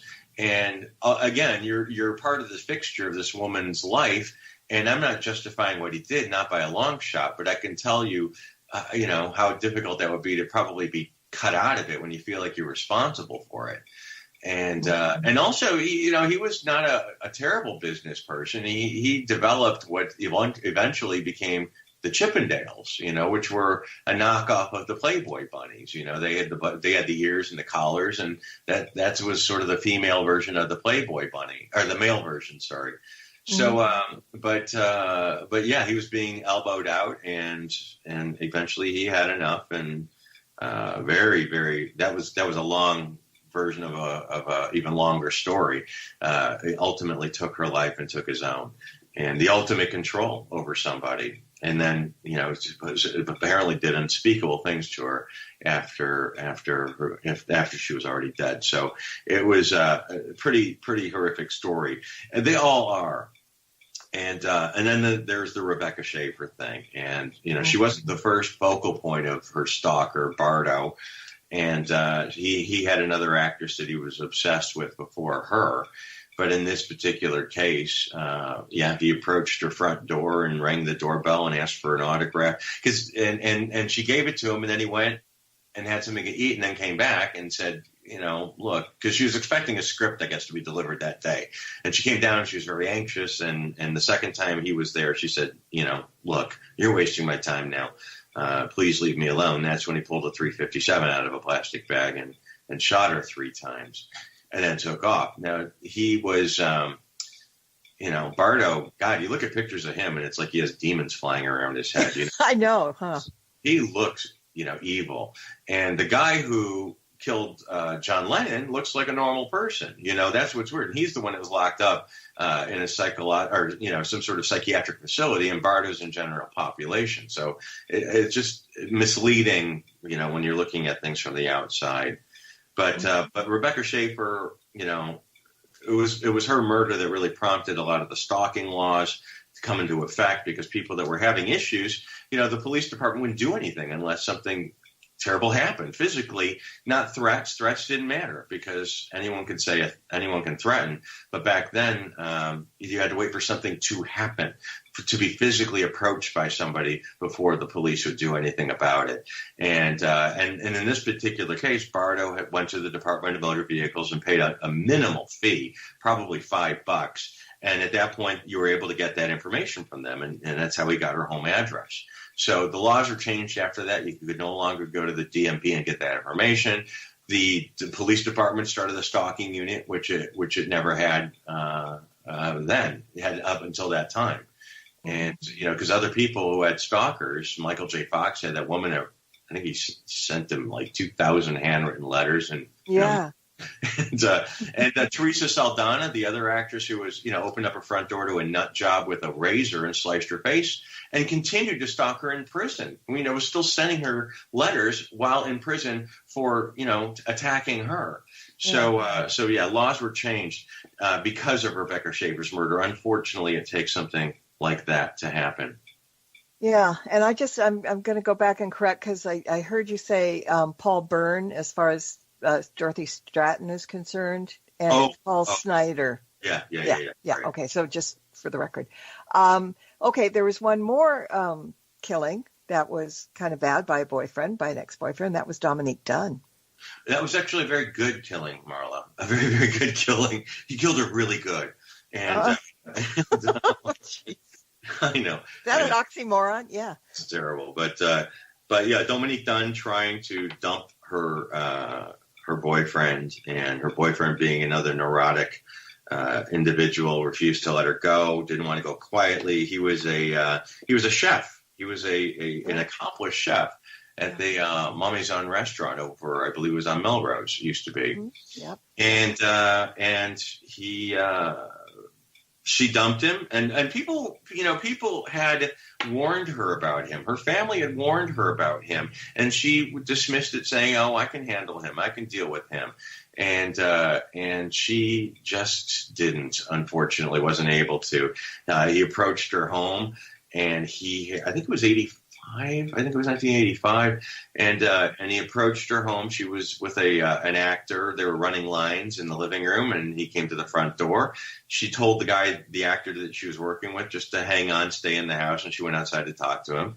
The actor heard some commotion. He went outside, and his name was Sweeney at the time. Sweeney was kneeling next to her limp body, and so he said to him, made eye contact with the actor, saying, "I killed my girlfriend." And she was taken to Cedar. She wasn't dead yet. She was on life support for about a week, and ultimately they pulled the plug and harvested her organs. And Sweeney was put on trial, and he was found guilty of unintentional manslaughter. He got 2.5 years for the murder of Dominique Dunne. Now, he strangled her for minutes. He had his hands around her neck for minutes, and he got unintentional manslaughter. So 2.5 years. And, Dominique's mother had started an organization called Justice for Homicide Victims. We're a regular contributor to that organization because what they do is very important work. They're there for the support of the families and to go to parole hearings to make sure the people that killed their loved ones stay where they belong in prison, and offer them, help and legal advice and counseling, etc. So anyway, Dominique Dunne's mother started this organization, and they organized a picket because Sweeney went back to work as a chef, and they went outside the restaurant he was working in and handing out leaflets that said, "The hands that will prepare your food tonight strangled Dominique Dunne." So of course Sweeney was fired. He went up north. Now he's back to being a chef somewhere. He goes by the name of John Mora. And but yeah, what a horrible, terrible, just unspeakable. But yet we speak. But I just don't understand how crazies that are. I mean, they're out on the street.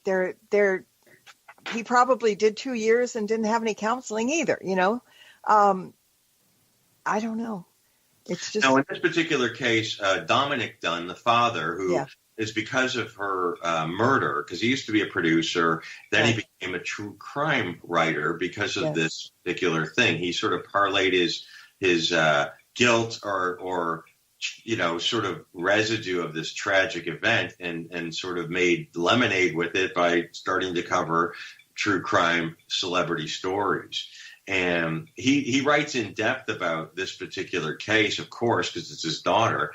And he also talks about some of the exchanges that he had with the judge in that case, and how the judge was sort of enjoying the celebrity aspect of it, and being quite cocky and wearing makeup and things like that. And he said that that the judge sort of got caught up in the attention and wasn't paying attention to what he should be doing, and accepted the ruling where Dominique Dunne thought that most would not accept that, something to that effect. Well, it really is kind of unacceptable. And talk about unacceptable. We're going to break. That's unacceptable, or maybe it is acceptable. Maybe you need to go get a drink of water. Stirring the Cauldron will be right back, so don't go away. If you end up with webbed feet, remember, you've been warned.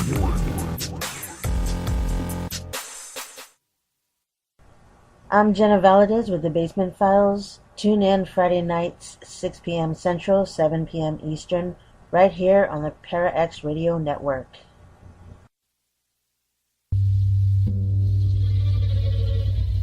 It is the secret of the world that all things subsist and do not die.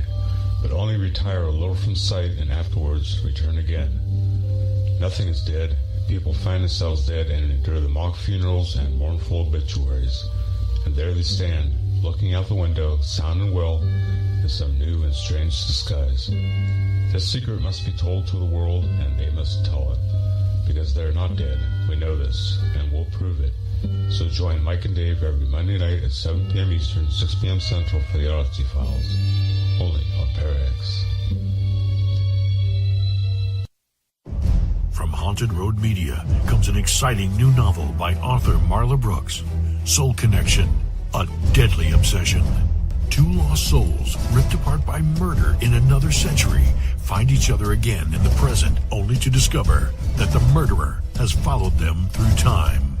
Can their love save them, or will history repeat itself? Find out in this captivating new novel by Marla Brooks, Soul Connection, a deadly obsession. Available now on Amazon.com and at BarnesandNoble.com.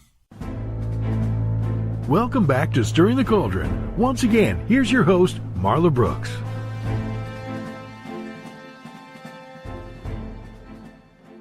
Right, back we come, and we're going to kind of wind down on the Tragical Valentine's Day, because it was interesting, it was fun, and, not all Valentines are hearts and flowers, but there's so much more to talk about in the remaining time that we have.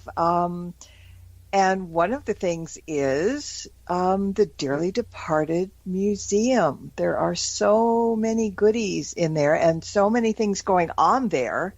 You have events and stuff, yes? Yeah, we're trying to sort of get something going once a month, something social going once a month. And we had just had a couple of weeks ago Sharon Tate's 76th birthday party. To celebrate that, we have a Sharon Tate exhibit that we released, that we unveiled, and that it belongs. Some of the items that I acquired at the auction in last year, when Deborah Tate sort of released a lot of Sharon's artifacts or personal effects. So we have like curlers and eyelashes, and the focal point of this display is one of her brassieres, which is very dearly departed. It's just what we do. Just sort of I like this. It's like the normal everyday things that we can all relate to. Oh, I don't particularly relate to her brassiere, but I can understand. I like that day-to-day existence of people that have become these sort of mysterious figures.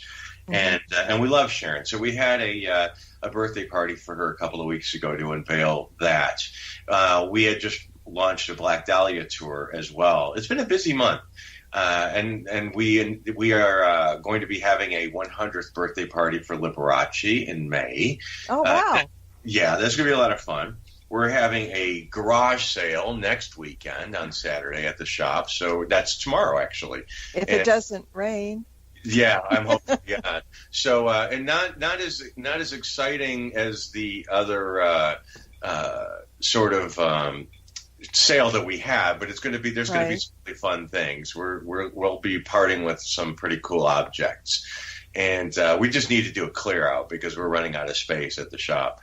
And then next month, I just started talking to James Bartlett. I think you know James, don't you? Do I? The author of Gourmet Ghosts. No. You don't know James? Oh my God. Oh, you have to know James. I'll introduce you to. Okay. Yeah, Gourmet Ghosts 1 and 2, and he wrote books about the haunted restaurants in Hollywood. Nice. And my tour guide Brian collects old menus and artifacts from different old, long gone Hollywood legendary restaurants, Sardi's and TikTok. TikTok. Yeah, all those great ones. So James is going to. I hope. I just started talking to James about it. He was interested, and Brian I know is up for it. So that'll be probably our actually it is February. That'll be our March event. So that's exciting. So yeah, we're trying to do things, get things rolling socially, because it's sort of a fun little clubhouse, our shop. And I like it when it's used for that. Yeah. And you do you still have Mishu in the shop? Are you going to have him for a while? Oh, yeah. As far as I know, we are his permanent home. For people don't know who Mishu is and why he's there.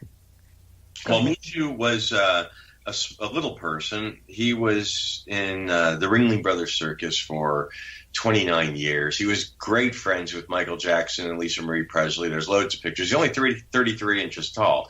He was in Pee-wee's Big Top Pee-wee. He was Alf. He was the little boy or the little man in the Alf suit whenever they show Alf running or something like that. Alf, A-L-F. Yeah. And then Michu passed away a couple of years ago, and one of his good friends asked if we would be interested in hosting him at the shop. So as far as I know, we are his permanent resting place. So we've got Michu, we've got Ken Weatherwax, was Pugsley Adams. I've got 2 friends and 2 dogs. And, yeah, we've got about 6 people in the shop, I think. Wow. I know that the family said for Mishu, I mean, you know, they were thinking of burying, but they can't, and he's happy there. I mean, are you planning on, or Ken Weatherwax either, are you planning to have them interred, or are they just permanent fixtures in the shop? Well, I mean, Ken Weatherwax is interred. His family said we could have some of him. Oh, okay. Gotcha. We have a portion of his ashes. Okay. Yeah, but otherwise, we bought a place for him at Valhalla Cemetery. We raised the money to have him interred at Valhalla, or inurned, I guess is what you would say. But as far as Michu goes, I think that they saw him as a performer. They saw him, he loved being out in public, and they liked the fact that, 20 or so people a day come into our shop and see him and learn about him, and they say that he would have loved that. So as long as we have him, we will be celebrating Michu. That's great, and he's in good company. I mean, he is, and he's also got a great cabinet because Steve made that cabinet. Yes, he did. Yes, it's he did. Gorgeous. Jenny's husband Steve is a great cabinet maker, and yeah, it's a tribute to Steve and to Mishu that he's in there. Yeah.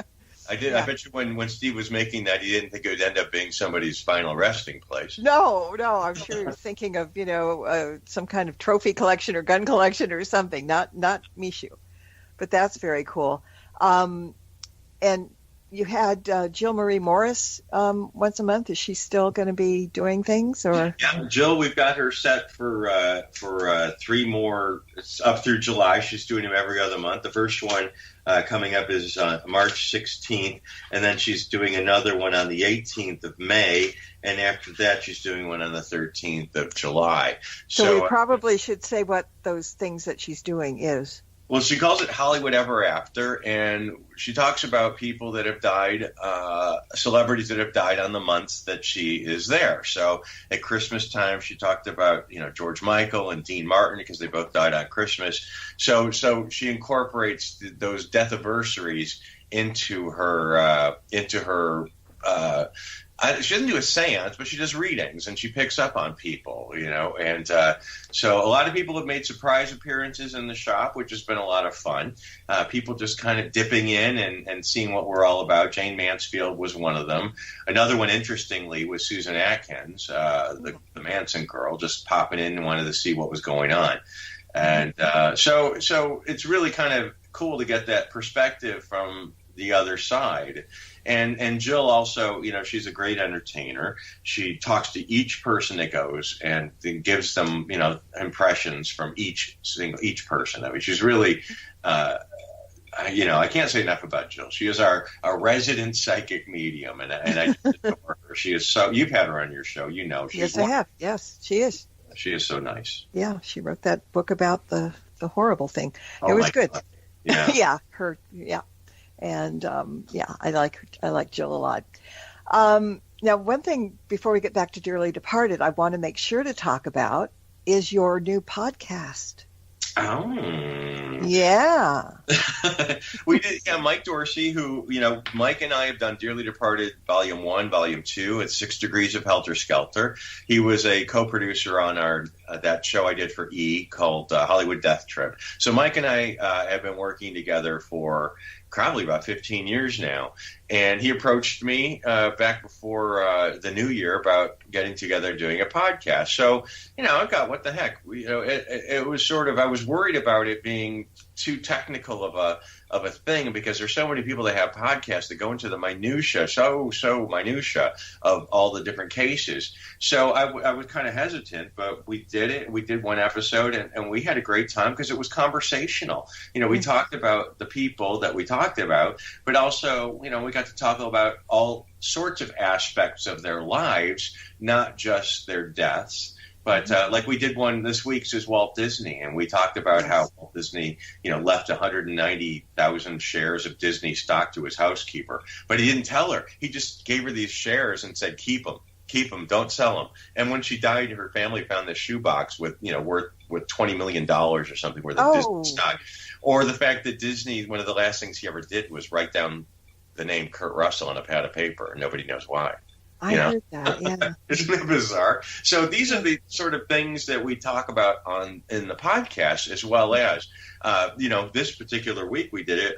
My niece was a character at Disneyland, and she talked for, about 45 minutes about being a character and the things she had to do, how she was trained to autograph like Mickey Mouse. She had to train with potholders and the different aspects of the technical aspects of being a character and the costumes. And she's fascinating to listen to. So the podcast talks about celebrities and their deaths, but also the different aspects of those celebrities' lives. It's sort of like Find a Death. It said the things you didn't know about the things you thought you knew everything about. Mm-hmm.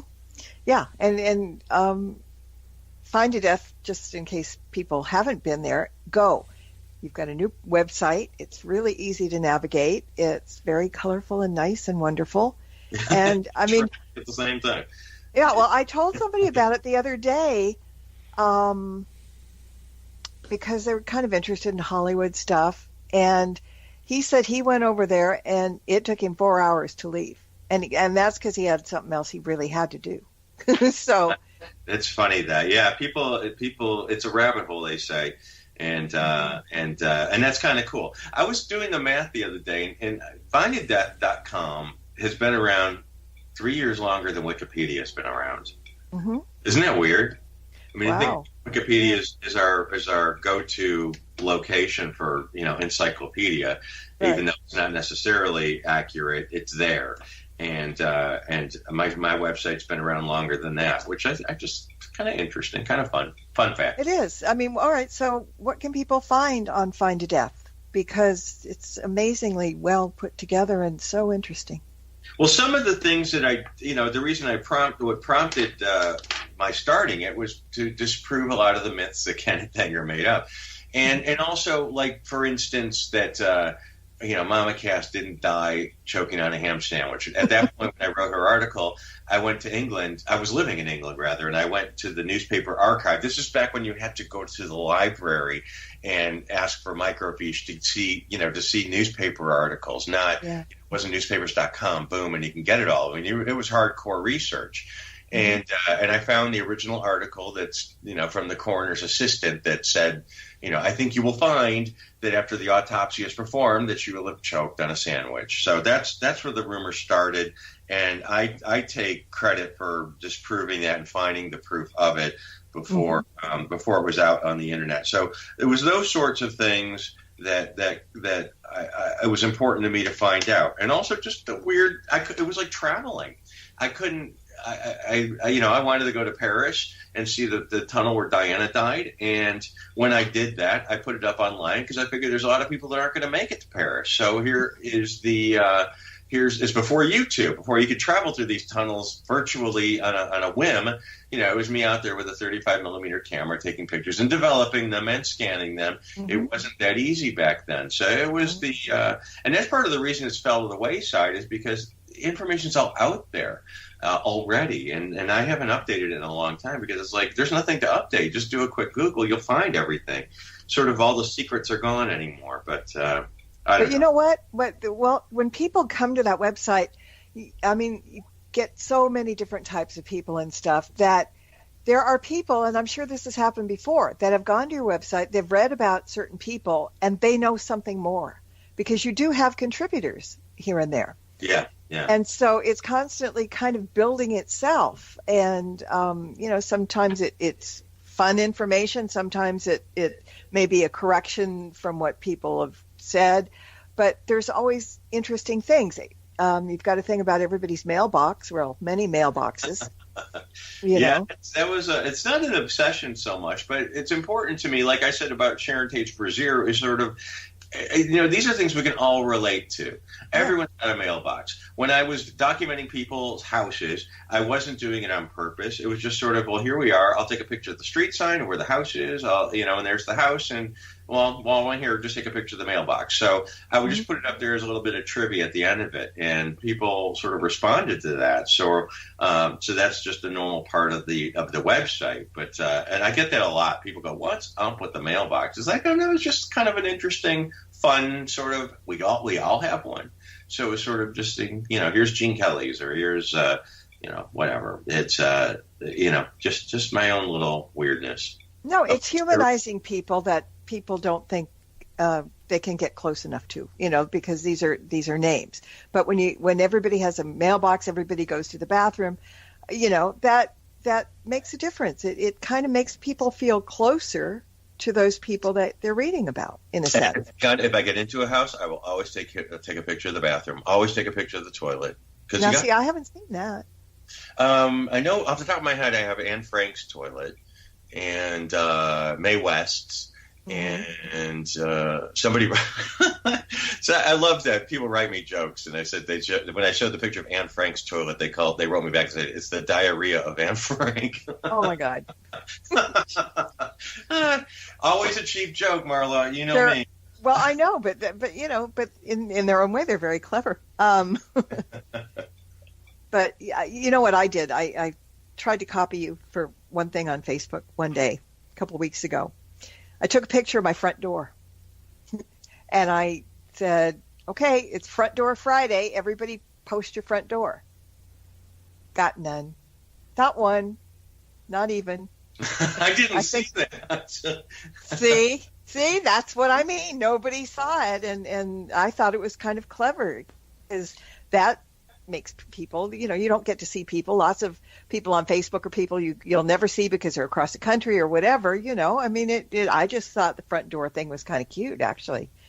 But it takes a showman like you to get things going. Yeah. It's funny that, and maybe we should do that. We should do that for one day, do a mailbox day or a front door day. That'd be fun. It'd be fun because everyone likes doing that themselves. If I'd have seen it, I would have done it, but I didn't see it. I get lost on Facebook. I know. So, but I think it'd be a riot. I'd love to see that. Yeah. I mean, it's not toilets, but hey, it's fun. And you could toilet. Ooh, that's a good idea. Toilet, but you got to make sure it's clean.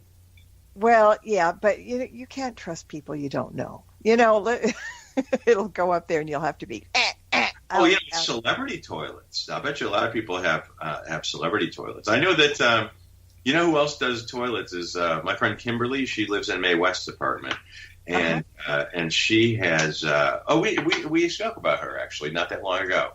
And when she visits celebrity estate sales, she always take a picture sitting on the celebrity toilet, and just see some people have mailboxes. Mm-hmm. Well, we'll start a new trend because it's kind of wonderful. Now we've just got a few minutes left, so talk about the tours, how people can find them, and get to them, and all that good stuff. Well, we have. It's an exciting year for us. We're getting really serious about. Issuing, because it was stagnant for a long time, kind of floating on the Dearly Departed tour and the Helter Skelter tour, which is constantly evolving. And with the release of Tarantino's film coming out in a couple of months, that movie's going to be insane, wonderful, I think. And but we launched the Dearly Departed, the Black Dahlia Mystery Tour not that long ago. We have the Horrific Homicide Tour, which goes on Saturday nights, And Brian Donnelly's, he does the walking tours of Hollywood, which are that Behind the Boulevard is just a great tour where he takes people one block off Hollywood Boulevard and down the Yucca Corridor, and which you'd be interested to know. You can actually walk the Yucca Corridor again. I wouldn't do it at nighttime, but you can actually do it. There was a time I wouldn't even drive down Yucca. No, that's I was just sitting here thinking that. No way. Yeah. So that's a great tour, and we've got our association with LA Woman Tours. We got the Doors tour coming up, the Marilyn Monroe tour coming up, the Rock and Roll tour coming up. We're going to have a 3-day event in August to commemorate the 50th anniversary of the Tate LaBianca murder. So with field trips and guided tours and a museum exhibit of a lot of Sharon Tate's items and a lot of really special things are going to be happening that weekend. So I'm looking forward to that. Are you still doing the Nasty Nelly tour? Nasty Nelly, yeah. I think there's one coming up in mid-April. And Allison Arngrim, who played Nasty Nelly on Little House on the Prairie, she's a hoot. And she grew up in Hollywood too, like you did. But she had a weird existence because her mother was the voice of Gumby in Casper the Friendly Ghost. Her father was Liberace's agent. Wow. She grew up at the Chateau Marmont. Her godmother was an actress named Beatrice Lilly. Oh my God. I know, right? And then she went to grade school with Michael Jackson. I mean, she's got the most craziest stories, and she's a scream. I mean, she doesn't take herself seriously. She takes what she does seriously, but she is always up for a laugh, and sometimes at her own expense. And she is so good-natured, and she likes to dish the dirt, and she's just hilarious. I just love Allison, and she's a death hag. She's very active on the Facebook page, the Friends of Dearly Departed Tours and Death Hags. And she's always, she's got a different perspective, which is interesting, but she's very interested in it. And I love to have her as a friend. She's great. Yeah, I'm going to have her on my show one time talking about some good stuff. She probably would be a great guest. Yeah, she would be. Death haggy stuff. All right, so where can people find out where they can sign up and pay for and what's coming up next? Well, dearlydepartedtours.com. And at that point, Dearly Departed, that's where you're going to get the links to our podcast. You'll get the links to finditat.com. You'll get the links to all of our available tours, along with some of the YouTube stuff that we've done. So most everything you're going to find is attached to dearlydepartedtours.com, along with, like I say, the tour descriptions and etc. So it's going to be a good year for us. I'm very excited. Oh, I'm excited too, and I'm going to try to make you miserable and show up at some point when the new Oracle deck comes out. And you have to. I have to, and I shall, because it's been a long time since I've been there. Actually, I've not been to the new place. It's been that long. You haven't seen Jane Mansfield Carr yet? No. So what we're gonna do? We gotta even if we don't do the event right away, we gotta have you in there just to sit down and soak it up. And I'd be curious what you come up with. Okay. Well, we'll talk about that. Very good. All right. Well, thank you for all the goodies tonight. And again, happy Valentine's Day to you and everybody else that's listening. We just it wasn't an anti-Valentine's. It was just a different Valentine's show. So we laughed, we cried. We did, and we said all kinds of things that we'll probably be sorry for in the morning. You damn kids. But anyway, everybody, thanks for joining us. And until next time, everyone, blessed be and merry meet again. Good night.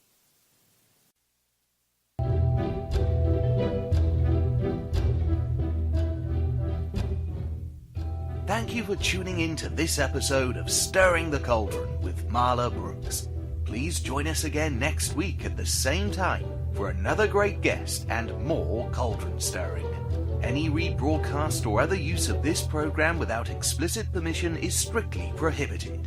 Copyright 2018. The Path of the Goblin King by Kevin MacLeod is licensed through Incompetech.com.